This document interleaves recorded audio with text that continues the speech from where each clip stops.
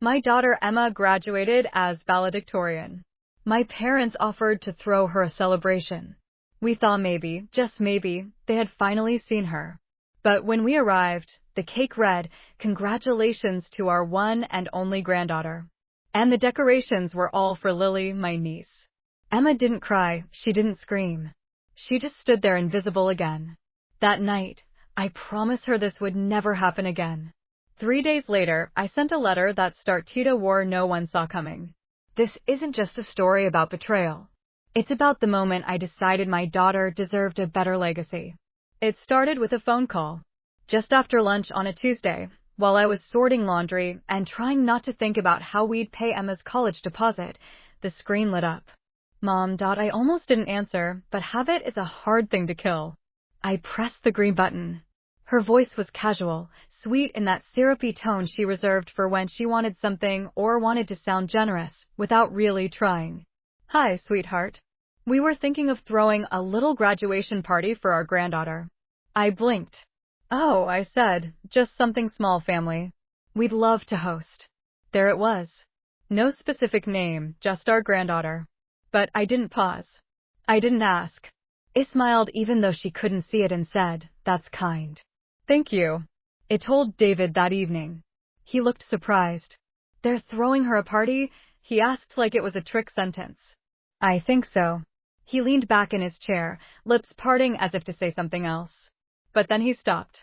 Instead, he nodded. "That's good." Emma was upstairs working on thank you notes to teachers. When I told her, she didn't say anything right away, just blinked once. "Really?" she finally whispered. I nodded. "Grandma and Grandpa want to celebrate you." Her face did erupt in joy. Emma never really wore emotions like that, but something softened in her eyes, a flicker of warmth. She spent the next 2 days preparing like it was a royal event. She ironed her favorite navy blue dress and asked if her debate coach could come. She rewrote a little speech, something sweet in case they asked her to say a few words.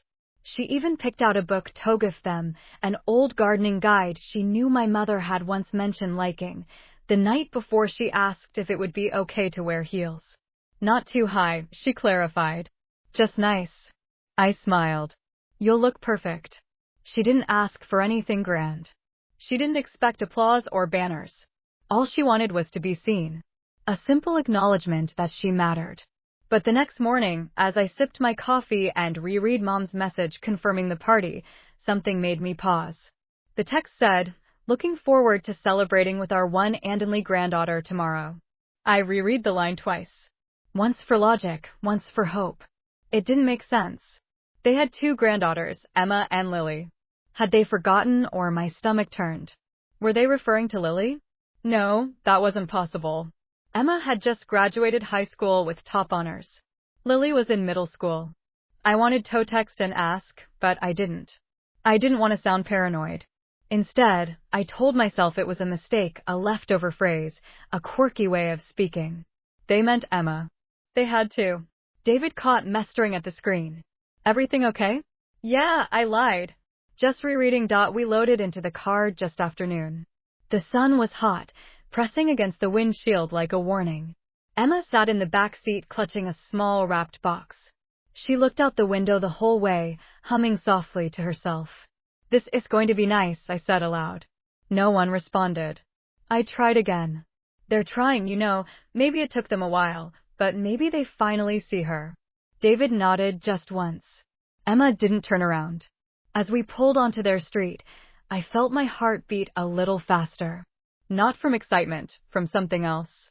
The kind of tightness you feel when you want so badly to believe something, even when you know better. We turned the corner onto my parents' street and immediately slowed the car.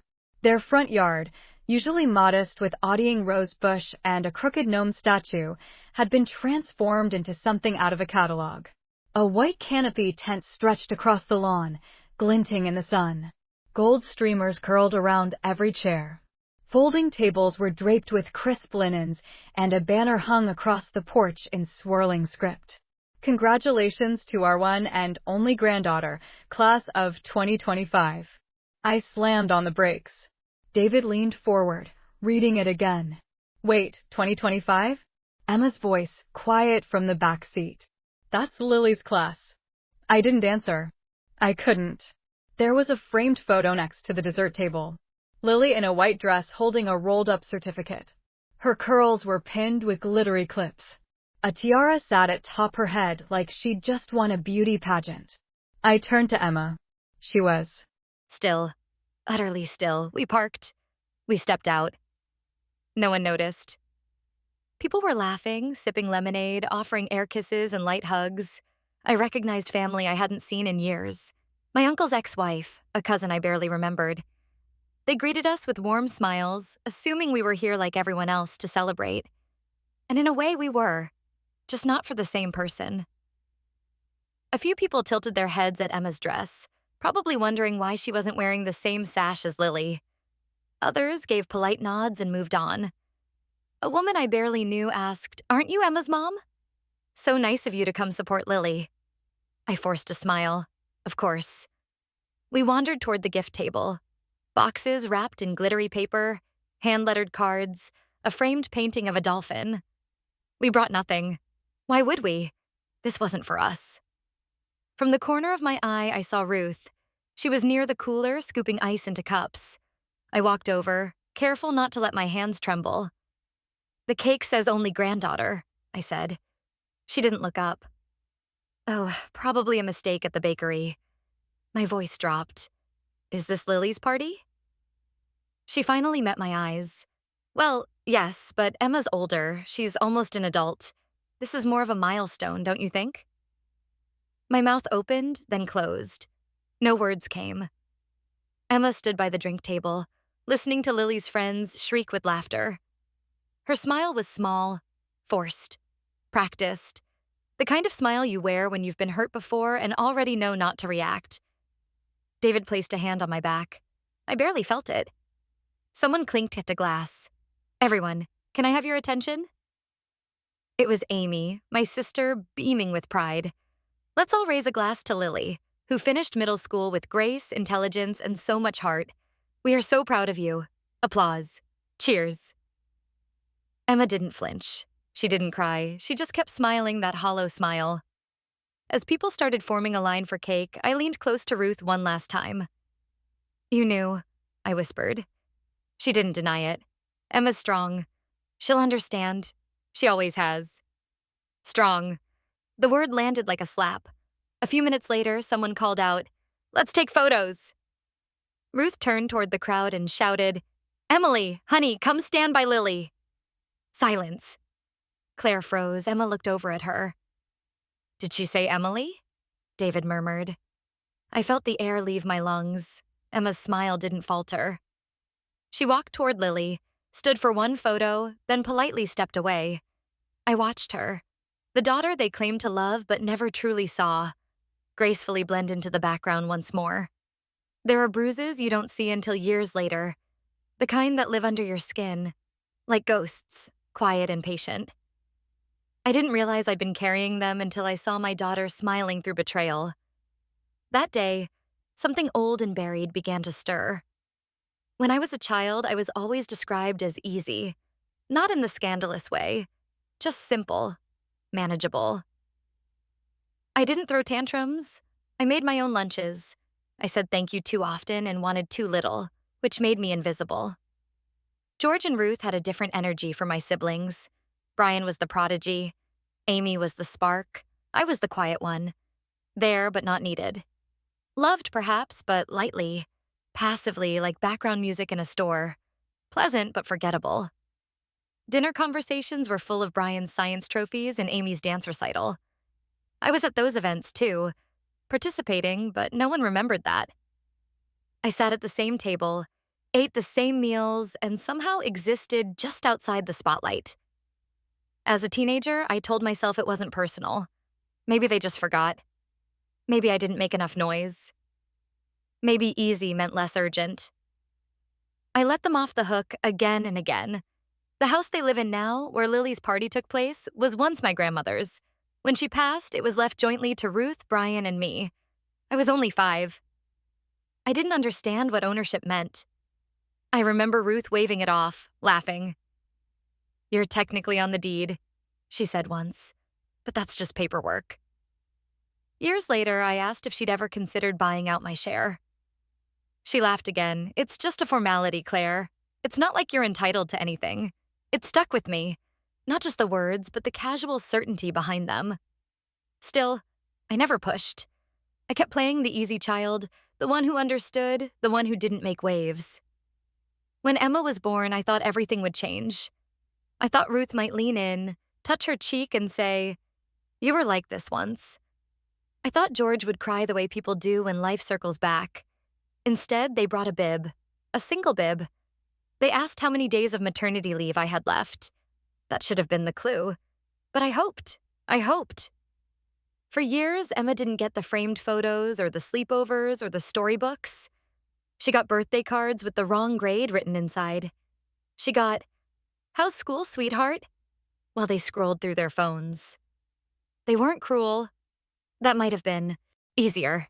They were indifferent. And sometimes nothing is worse than cruelty. At least cruelty notices you. When Amy had Lily 4 years later, it was different. Silver rattles, hand-knitted blankets, monthly visits. Ruth joined a Facebook group for modern grandmas. It wasn't subtle. They didn't just love Lily more. They celebrated her more loudly. Publicly. Emma noticed. Of course she did. But she still tried. She helped Ruth with email passwords. She showed George how to stream his favorite shows. She always offered to help clean up. Not because she wanted praise, but because she hoped. And now I realized I'd passed that hope down to her like a family curse. The look on Emma's face during that party, it wasn't just disappointment. It was recognition. She finally understood what I had known for decades. And that was the real funeral.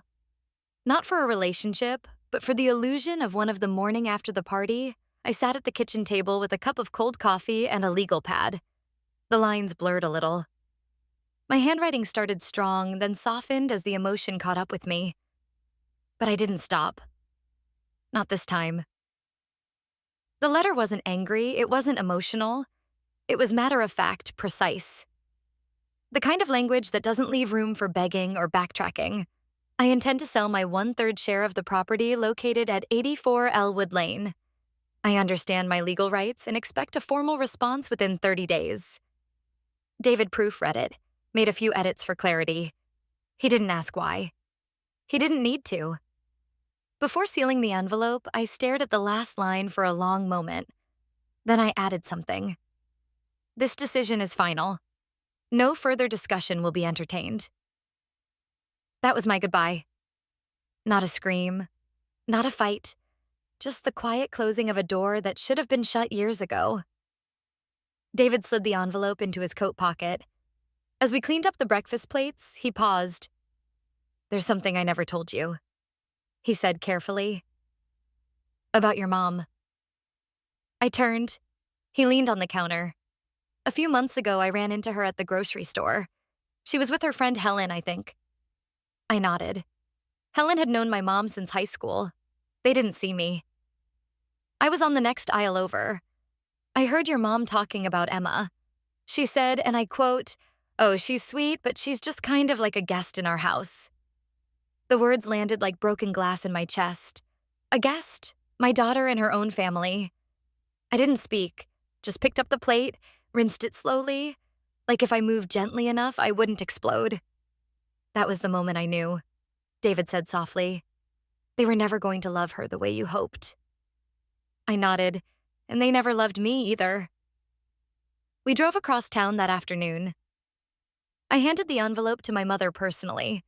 She opened the door with a smile that faded when she saw the paper in my hand. "What's this?" she asked. "You'll see." She opened it right there. Her eyes flicked back and forth. Her mouth went slack. "You're selling your share," she whispered. "I already did," I replied. "The letter is a formality." She sucked in a breath, then released it as a growl. "Claire, don't be ridiculous.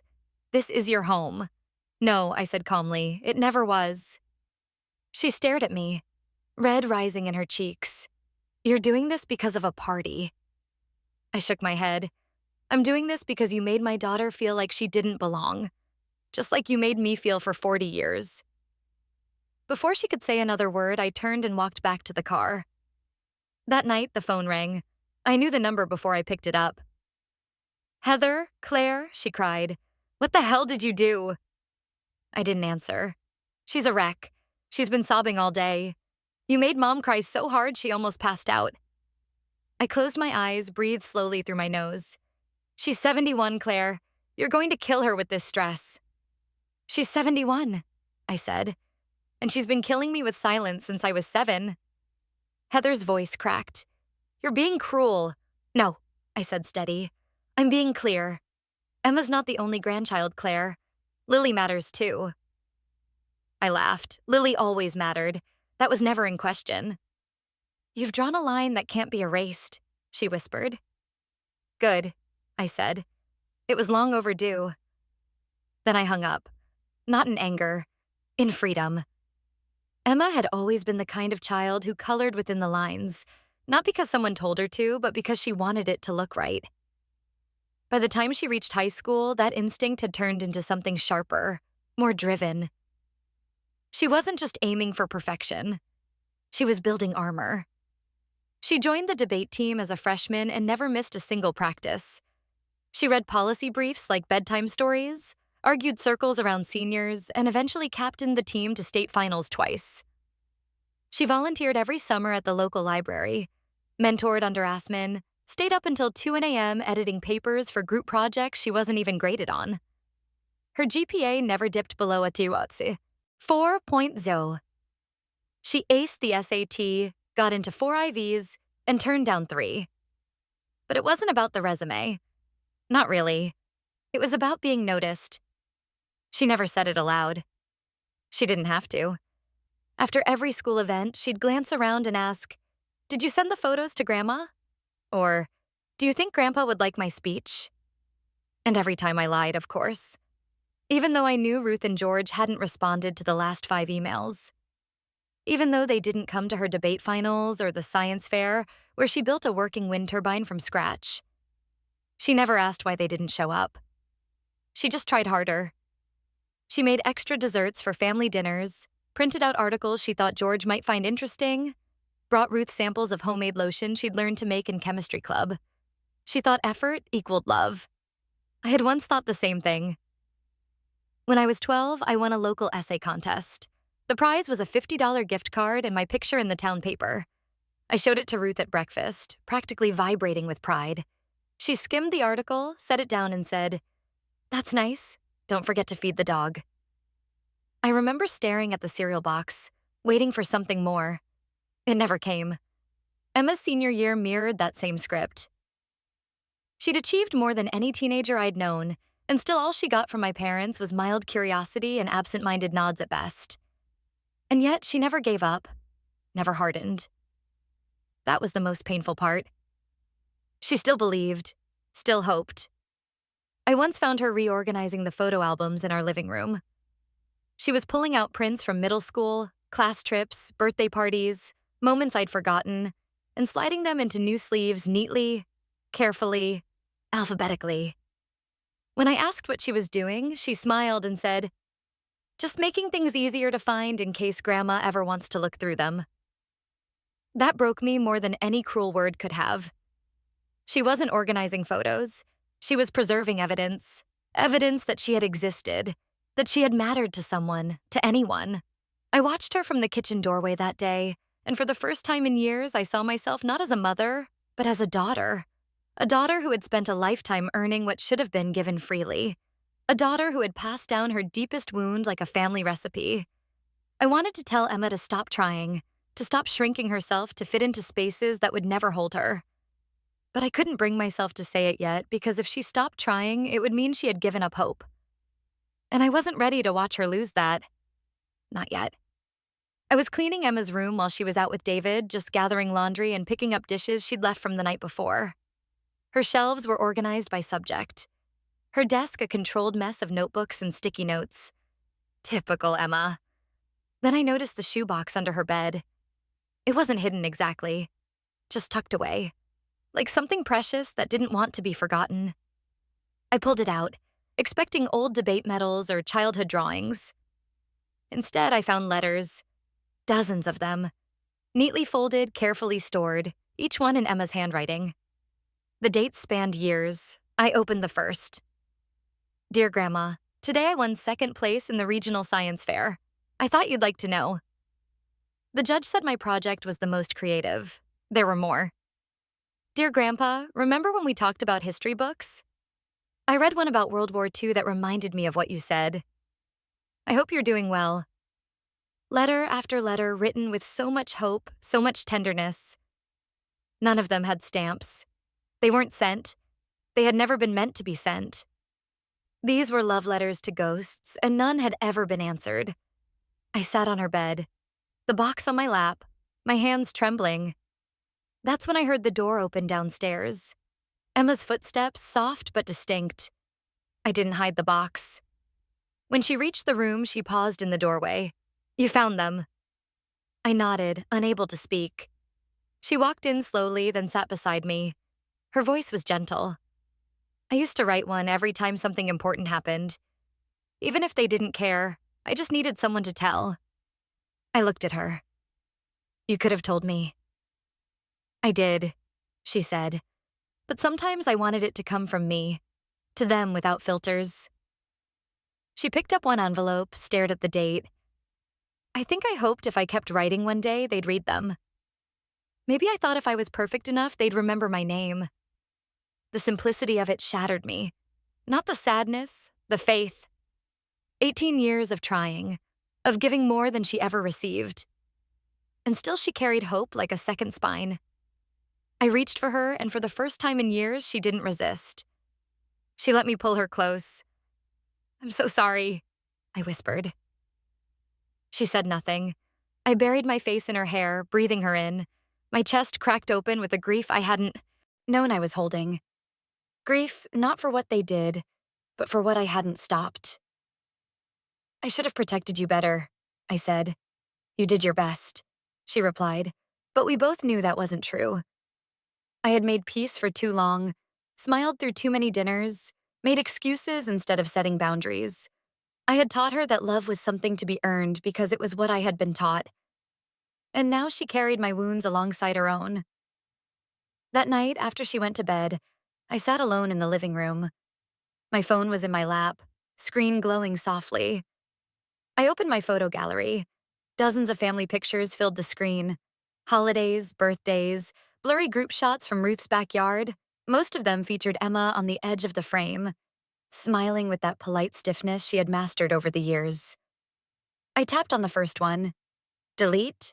Then another. Delete. Each photo vanished like a whisper. By the time I reached the last, my chest no longer hurt. It felt clean, empty, but not hollow. The kind of empty you feel after finally throwing away something that never fit. Emma had dance class every Wednesday at 4:00 p.m., a schedule as consistent as the tides. It was the 1 hour of the week she truly moved without hesitation, without apology. I liked waiting for her outside, watching the doors open, the flood of ponytails and gym bags, the spark in her eyes. But that afternoon, Emma walked out slower than usual. Her posture was straight, her face unreadable. I waved from the car. She didn't wave back, just got in quietly, buckled her seatbelt, and said, "They were there." My chest tightened. Who? Grandma and Grandpa? I gripped the steering wheel tighter. They were standing near the corner, pretending like they were just out for a walk, but I knew they were waiting for me. I didn't ask how she knew. Emma always knew. They smiled big, said they missed me, said they wanted to talk.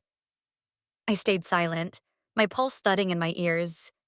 They said you were being rash, that you're going to ruin their lives. Grandma even started crying a little, or at least she tried to. Emma's voice was calm, too calm. She said she can't live if she loses the house, that it would break her heart, that this isn't about the party, that it's about pride, about legacy.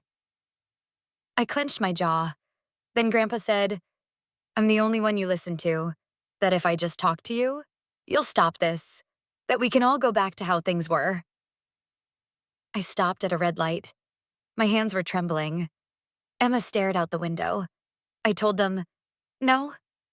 I exhaled slowly. What else? They asked if I understood what I was doing, if I realized how much pain I'm causing. I bit down on the inside of my cheek. I told them they've been causing pain for years and never seemed to care, then my eyes welled up. I said I wasn't going to be the middle anymore, that if they had something to say to you, they should say it themselves. I reached over and gently squeezed her hand. Emma didn't cry. She didn't even blink. She just whispered. They didn't like that. Of course they didn't. They said choices have consequences. I turned sharply toward her. They threatened you. Not directly, she said, just enough to let me know they're still trying to control the outcome. The silence in the car stretched long, thick, heavy. You did the right thing, I said eventually. I know. They're trying to turn you into a pawn, but you're not theirs to move. I know that too. But beneath her confidence, I saw it. The flicker of fatigue, the weight of being too wise, too young. That evening, I called David into the kitchen, told him what happened. He didn't speak for a while. Then he said, "It's stage managed, all of it." I frowned. What do you mean? This sudden performance, crying in public, the sidewalk confrontation, it's all theater for them. A chance to rewrite the narrative, make us the villains. He was right. I could see it now. Ruth dabbing her eyes with tissues, sighing to Helen about her cruel daughter. George shaking his head at the club, saying he just wants peace. Their version of events would be neat, tragic, curated. Emma had disrupted the script, and now they were scrambling to regain control. They underestimated her, I said. David nodded. They always did. Later that night, as I folded laundry, Emma walked in with a mug of tea. I'm okay, she said. I know. They're going to get worse before they get better, aren't they? Yes. She sat beside me.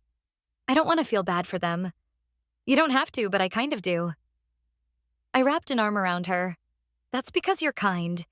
But kindness doesn't mean letting people hurt you over and over again. She leaned into me. I didn't think it would be this hard, she whispered. It's supposed to be, I said. That's how you know it matters. 2 nights later, while I was washing dishes, Emma walked into the kitchen with that expression I was starting to recognize. The one that said, I'm fine, but I need you to listen. Dried my hands and sat down across from her. She didn't start right away. She sipped from her tea, looked out the window, then finally said, There's one more thing Grandma said. My spine straightened. Emma set her mug down. She leaned in close like she didn't want anyone to hear, and said, Your mom's always been like this. She makes everything heavier than it needs to be. The words sliced clean through me. Not because they were shocking, but because they weren't. Emma looked up. It wasn't the words. It was the way she said it. Like she wasn't trying to explain. Just rewrite. I closed my eyes, inhaled. She doesn't see me. I said she never did. Emma nodded. I think I always knew, but hearing her say it about you, it just clicked.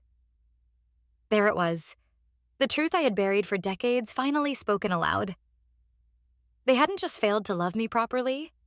They had trained me to doubt myself, to feel like I was too much, too sensitive, too intense. And now they were doing the same thing to my daughter no more. I stood up, grabbed my phone, and walked to the living room. I scrolled to Ruth's name. My thumb hovered for a second, then pressed call. She picked up on the second ring. Claire, no small talk, I said. I'm only going to say this once. A pause. Stay away from my daughter. Silence. I mean it. Don't text her. Don't visit her. Don't show up at her school. Don't use her to get to me. Whatever you have to say, you say it to me directly. Claire, you're being unfair. No, I've been unfair to Emma for letting this go on as long as I have. She's our granddaughter. You made that clear when you wrote our one and only granddaughter across a cake and gold frosting. I was emotional. You were deliberate. Ruth's voice dropped. You're going to regret this. No, I said I regret not doing it sooner. I hung up. David looked up from the couch, phone in hand. You okay? I'm fine. And I was, not relieved, Not victorious, just clean, like something toxic had finally been drained. The next morning, I found a text from George. "This isn't over." Just that. 4 words. No punctuation, no explanation, a threat wrapped in vagueness. I stared at it for a moment, then pressed down on the screen. Block this caller. Then I opened Ruth's contact. Blocked that too. Then I opened Emma's phone from the kitchen counter. Our shared family management app let me manage her settings and blocked them both from her end as well. Done.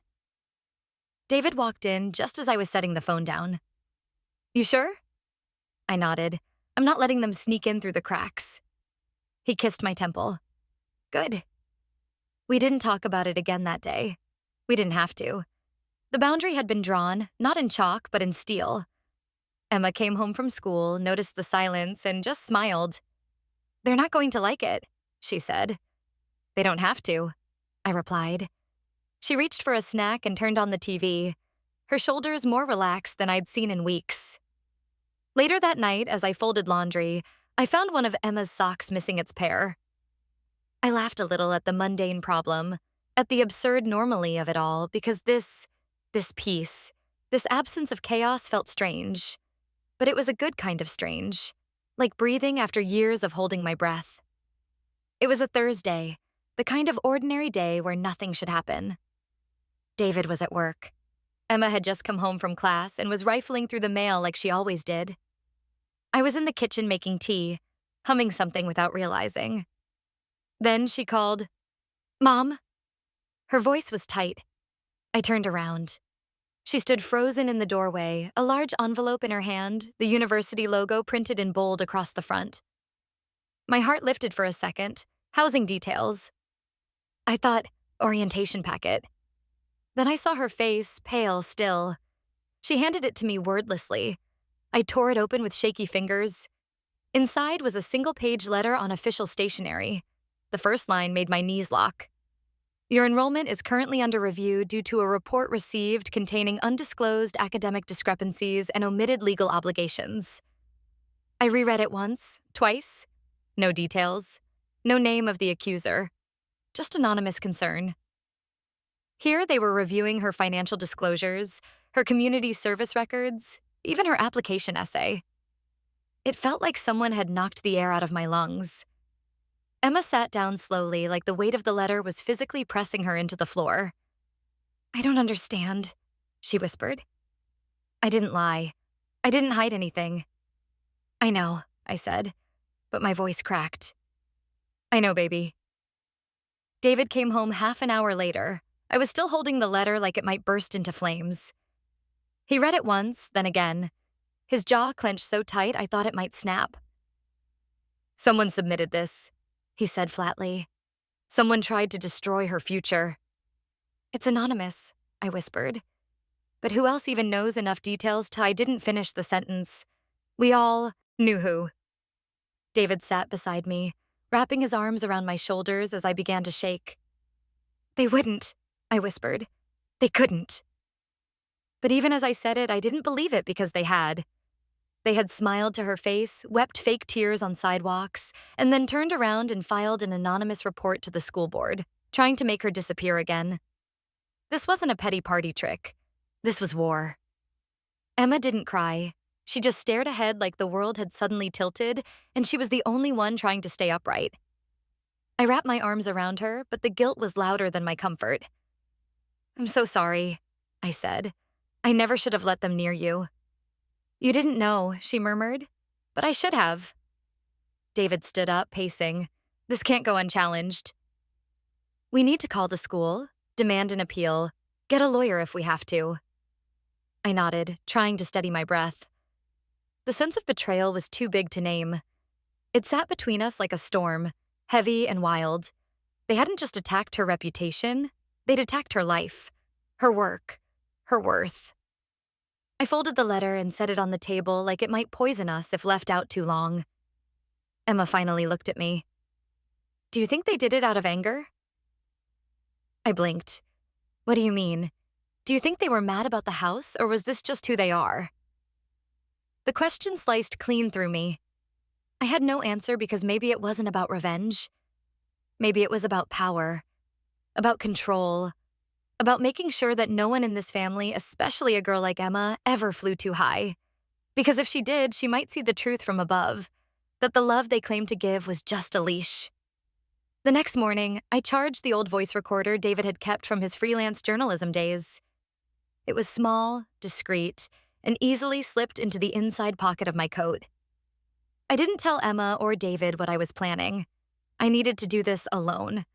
When I arrived at their house, Ruth opened the door with a look of forced politeness, like she wasn't sure yet if I was coming to scream or beg. "I want to talk," I said.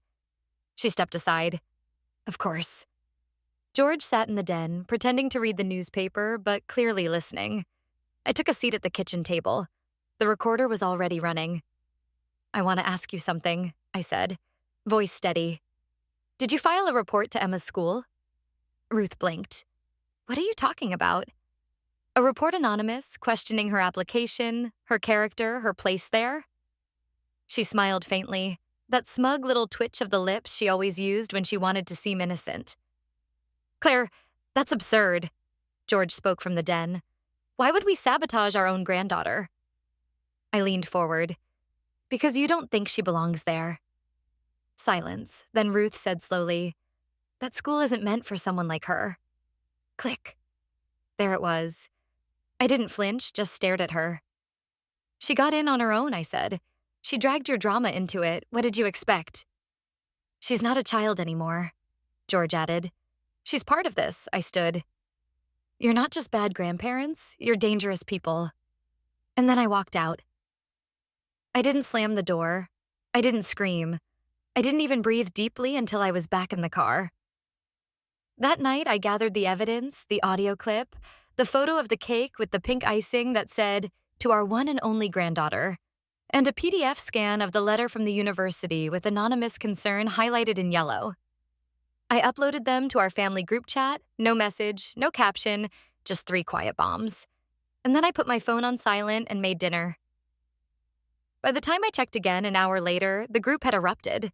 One cousin replied, "Wait, what the hell?" Another, "Is this real?" My aunt messaged me privately. "TLA, I had no idea. I'm so sorry." 2 family members quietly left the group. 3 others liked the photo of the letter like they weren't sure what else to do. George and Ruth didn't respond. Not a single word. Heather, of course, jumped in. "This is being blown way out of proportion," she wrote. "Family fights happen. We all say things we don't mean." I didn't respond. Emma read every comment without saying a word. She sat on the couch with her knees drawn up, scrolling like she was reading a stranger's diary. When she finished, she looked at me. "I don't think I want to see them again." I nodded and she went to her room. Later, I walked into the bathroom and stared at myself in the mirror. My face looked tired but sharper, like I had finally come into focus. David came in behind me, rested his hands on my shoulders. "They finally heard you," he said. "No," I whispered. "They finally heard her." And for the first time since this all began, I smiled. Not out of satisfaction, out of peace. Now the silence was theirs to keep. The next morning, my phone rang at 6:42 a.m. Heather, of course. I stared at the screen for a full 10 seconds before answering. Not because I was surprised, because I wasn't. I knew this call was coming. The only question was when. She said, voice already breaking, "You've gone too far." I said nothing. "You humiliated them in front of everyone." Still nothing. "They're devastated. Mom hasn't eaten since yesterday. Dad won't talk to anyone." I waited. "You have to undo this," she said, frantic. "Now, just delete the messages. Say it was a misunderstanding. Say it was emotional. We can fix it. But not like this." I finally spoke, calm and even. "You were silent when it mattered. Claire, you watched them erase my daughter. You watched them lie. You knew what they were doing, and you said nothing. I didn't think it would get this bad. It was always this bad." Heather exhaled sharp and bitter. "So what? You want revenge? That's what this is about. No, I want protection for Emma. For me. She's a child. She's my child. There was a long pause. She loved them, you know, Heather whispered. Lily did too. You've blown a hole through the whole family. No, I said they did. I just held up a mirror. Heather's voice shook. You're going to regret this when the dust settles. When you're alone. I've been alone in this family since I was 10. I don't believe that. I know you don't, I said, because you were never the one left out. She didn't respond. I didn't expect her to. I need space, I said. Please don't call again. And then I hung up. I sat for a moment staring at my reflection in the darkened phone screen. Then I walked to the kitchen where Emma was making toast. She looked up, eyebrows raised. Heather, she asked. I nodded. She wants us to pretend it never happened. Emma laughed softly. Classic. She said, Grandma isn't eating. She never brought us food either. I guess we're even. There was no malice in her voice, just fact. She sat down at the table, took a bite of toast, and chewed thoughtfully. After a minute, she said, I feel like I just deleted a virus I didn't know was running. I smiled. That's exactly what it is. She glanced at her phone. I got a message from Lily last night. My stomach flipped. What did it say? Emma shrugged. Nothing bad, just confused. She said she didn't know what to think. And what did you say? I didn't respond. I nodded. She'll figure it out eventually, Emma added. Or she won't. Either way, it's not on me. We sat in silence for a bit, just soft tick of the kitchen clock between us. There was no celebration in the air, no triumphant music, just quiet clarity. Like the fog had finally lifted, and the shapes we'd been bumping into all our lives had names now. Manipulation, neglect, control. Emma stood and rinsed her plate. I'm going to go read. Let me know if we're doing dinner later. I nodded, watching her retreat down the hallway with easy steps. Steps that no longer dragged the weight of unspoken questions. I opened the family group chat again, not to post, just to look. It was still active. A few new messages, a couple vague attempts at normally. Ruth had not replied. George was still quiet. Heather's last message, this is being blown way out of proportion, remained pinned by the algorithm as if to mark the last desperate attempt to rewrite the truth. I closed the app. Then I went in my contacts and started deleting. Not out of anger, out of clarity, out of peace, because not every bond is sacred. Some are shackles. 2 days after the fallout, my phone rang again. This time the caller ID made me freeze. Brian. I hadn't heard his voice in over 6 months. We'd exchanged a few stiff texts around Christmas, mostly out of habit, but nothing meaningful. He'd always been the detached one, drifting above the emotional wreckage of our family like a satellite, observing, rarely engaging. I answered on the third ring. Claire, he said. His voice was quieter than I remembered, strained. Hi, I heard about everything. I didn't respond. I got the audio clip, the cake, the letter. Still, I said nothing. I've been sitting with it for days, trying to make sense of how I didn't see it sooner. That's funny, I said, because I've been wondering how you didn't see it ever, he sighed. I think I didn't want to. It was easier. Easier for who? He didn't answer. Then said, I called to tell you something. I waited. I'm selling my share of the house. I blinked. What? My third. I want out. I already spoke to a lawyer. It's in motion. Why? There was a long pause. Then, because watching what they tried to do to Emma made me realize they would have done it to my daughter, too, if I'd ever had one. My chest tightened. I'm not proud of how long it took me, he added. But I'm done pretending this is just family drama. It's not. It's abuse. I sat down slowly, the phone pressed to my ear. You're serious? I asked. Dead serious. And if you need help covering costs or finding buyers, I'm in. I felt something loosen in my chest. Something I hadn't even realized was clenched. Thank you, I said quietly. He exhaled. Tell Emma I'm proud of her.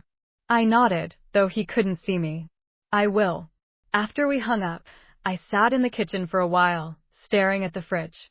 There was a sticky note Emma had left a week ago. Don't forget the almond milk. With a little smiley face at the end, I read it 3 times. Then I cried, not from sadness, from relief. I wasn't alone. Not anymore. That evening, as we were finishing dinner, Emma checked her phone and gasped softly. "What is it?" I asked. She turned the screen toward me. It was an email from the university's admissions office. "We have completed our review of the anonymous report. No discrepancies were found.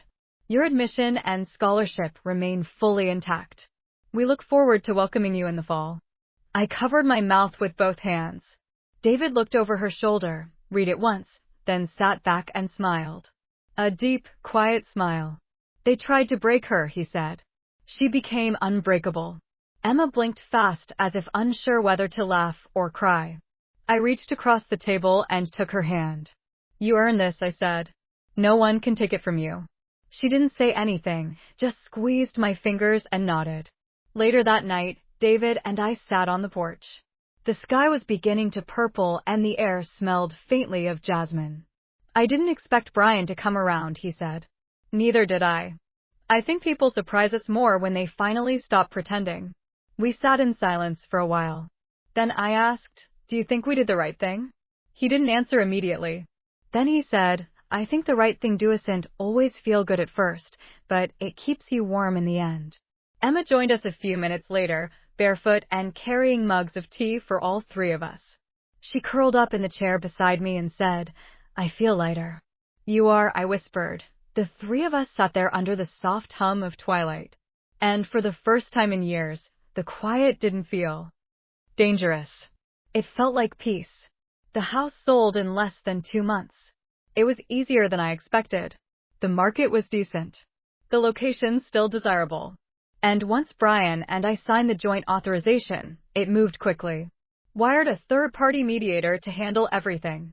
Papers, inspections, escrow.so. There were no angry voicemails, no guilt-laden texts, no last-minute ambushes, just clean signatures on clean paper. When the check cleared, I stared at the account balance like it was someone else's life. For the first time since Emma was born, I wasn't calculating how much we had left after tuition. I wasn't worried about late fees, textbooks, or whether her dorm would have heating issues in the winter. I wired her full tuition that same afternoon, paid the deposit on her housing, then set up a savings fund in her name. The rest went into an account labeled simply Emma's future, not mine, hers. I told her at dinner. She didn't say much, just nodded, eyes shining, and whispered, "Thank you." But that wasn't what stayed with me.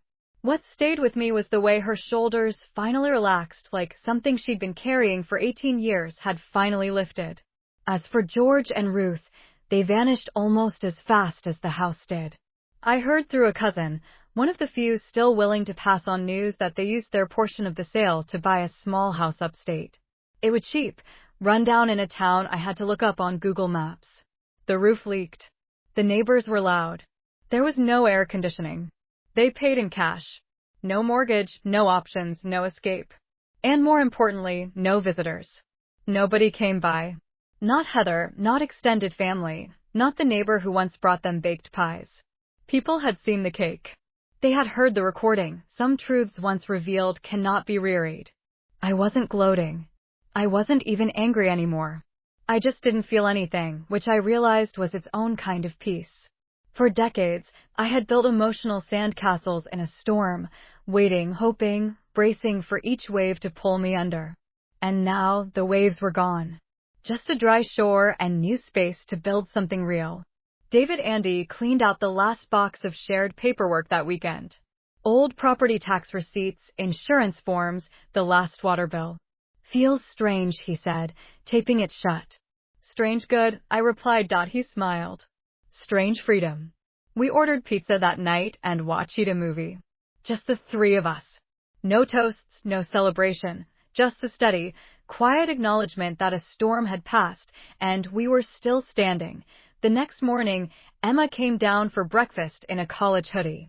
Her hair was in a messy bun, and her face had that glow of early adulthood, soft but clear, eyes sharp with certainty. "I was thinking," she said, sitting down. "I want to get a part-time job next semester." David raised an eyebrow. "You didn't have to. We're covered." "I know," she said. "But I want to." "Why?" She shrugged. "Because I'm free now, and I want to know what it feels like to build something that no one can take away." I reached across the table, touched her wrist. You already have. She smiled. Then she grabbed a banana, her bag, and disappeared out the door like the world was waiting. Maybe it was. And maybe finally she was ready to meet it without apology. It was a warm evening when Emma and I sat on the back porch, the sun dipping low, casting long shadows across the yard. The kind of evening where the air holds still and the world feels suspended between breaths. She brought out 2 mugs of chamomile tea, hers with honey, mine with lemon, and curled up in the chair beside me.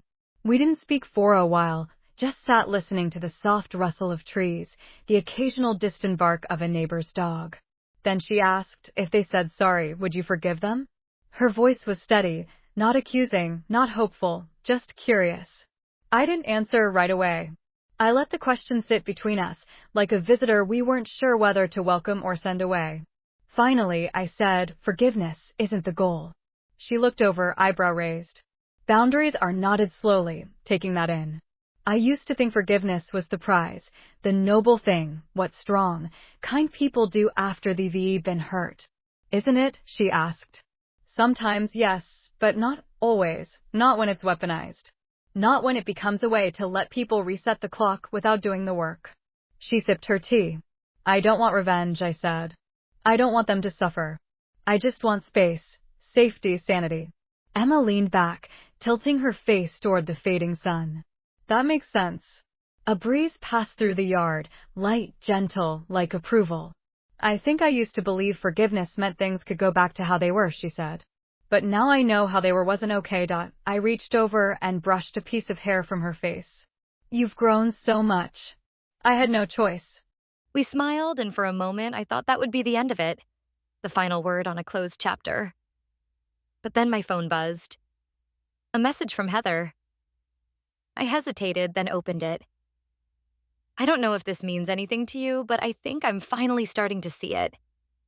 Everything.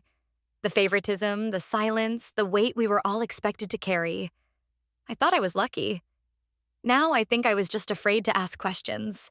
I'm not ready to cut ties yet, but for the first time, I kind of want to. I read the message twice. Emma looked at me. Heather. I handed her the phone. She read silently, then handed it back. What do you think? She asked. I think some prisons don't have locks, I said. Just traditions. I didn't reply to the message. Not yet. Maybe not ever. Instead, I put the phone down beside me, face down, then I looked at Emma.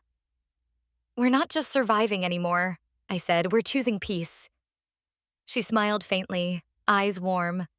That sounds nice. It is. The sky dimmed into that rich navy hue that only exists between sunset and full dark, the kind of color you can't name but always remember. Emma stood and stretched. I'm going to go write about what? She grinned. Maybe how to spot a trap disguised as tradition. I laughed. That's a bestseller in the making. She kissed the top of my head and walked inside, leaving me alone with the evening. I sat for a long while, watching stars blink to life one by one. And then, as the air cooled and the house behind me grew quiet, I whispered to the night, Tell me, did I go too far or not far?